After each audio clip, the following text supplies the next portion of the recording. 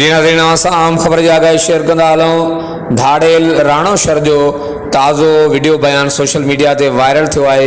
जी नाज़रीन, आम ख़बर जी आगाही शेयर कंदा हलूं। कश्मीर के गेलपुर वाले इलाइक़े में जखराणी बिरादरी के गोठ मथां हमले ऐं करमपुर के अगूणे SHA नबी बख्श जखराणी वाक़े में मुलविस जवाबदार धाड़ेल राणोशर आपे मां ॿाहिरि निकिरी वियो। पुलिस के चैलेंज करण सां गॾोगॾु गुड्डू थर्मल, गुड्डू पुल ऐं गुड्डू पुलिस चेक पोस्ट मथां हमलनि जी धमकी ॾियण लॻो। हुनजो वधीक छा चवणु आहे, अचो त ॿुधूं था संदसि जे वीडियो बयान में। रही ॻाल्हि आहे सुप्रीम कोर्ट जो दरवाज़ा खुलियल असां अॻियां केस नहीं दासे।